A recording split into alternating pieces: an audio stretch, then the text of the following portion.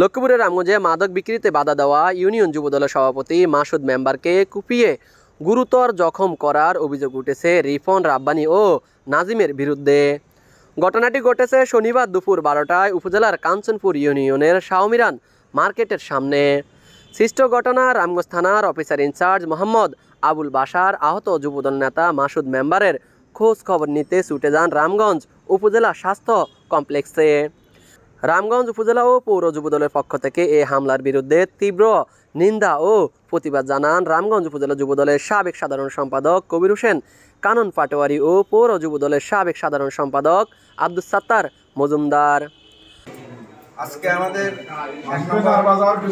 Kanchanpur union যুবদলের সংগ্রামী সভাপতি সৈয়দ মাসুদ মেম্বারকে যে আওয়ামী সন্ত্রাসীরা নির্মমভাবে ভুল দিয়ে যে স্টেপ করেছে, আমরা প্রশাসনের কাছে জোর দাবি জানাচ্ছি সুষ্ঠু তদন্ত করে অবিলম্বে সন্ত্রাসীদেরকে আইনের আওতায় এনে আমরা দৃষ্টান্তমূলক শাস্তি দাবি জানাচ্ছি।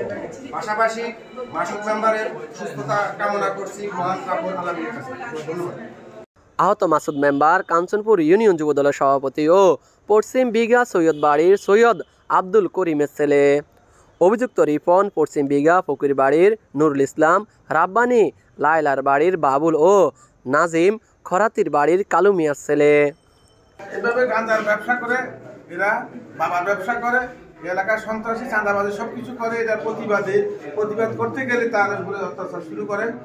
আহত মাসুদ মেম্বার জানান, রিফন দীর্ঘদিন থেকে মাদক ব্যবসার সাথে জড়িত। সে এই মাদক বিক্রিকে কেন্দ্র করে পরপর 2বার জেলও খেটেছে। বৈষম্য বিরোধী আন্দোলনে আমার মৃত ভাইকে গ্রামের বাড়িতে মাটি দেওয়া হয়েছে।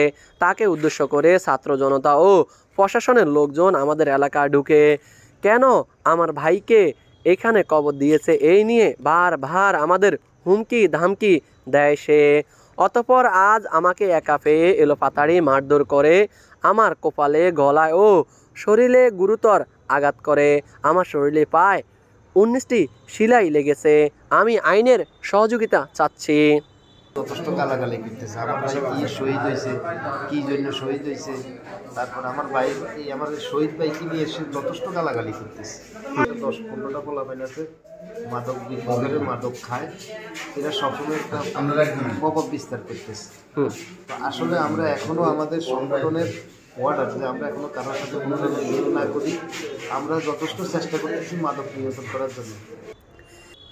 এই বিষয়ে এলাকাবাসী জানান, রিফন দীর্ঘদিন যাবৎ এলাকায় মাদক বিক্রি করে আসছে। তাদের অত্যাচারে এলাকার মানুষ অতিষ্ঠ হয়ে পড়েছে। আজকে মাসুদ মেম্বারকে হত্যার উদ্দেশ্যে কুপিয়ে জখম করে তারা। মাসুদ মেম্বারের বাইকে এই জায়গায় কবর দেওয়া নিয়ে প্রশাসন যায়, উপজেলার নেতৃবৃন্দরা যায়, বিভিন্ন সংস্থার লোক আসে। তাদের মাদক বেচাতে সমস্যা হওয়াতে আজকে তার পান্নাশকের হুমকি এবং মাসুদ মেম্বারের দীর্ঘ আগে ধরে তারা ধমক দিতেছে, তোর রাত্রে মারি ফেলাইমু, তোর বাচ্চাকে তরুণী শোয়াইমু। সব দিক বিবেচনা করে আজকে তার প্রকাশ্যে শাহমিরান মাদ্রাসার সামনে হামলা। এরা চুরি ডাকাতি ইফটিজিং করতে সবকিছুর সাথে জড়িত।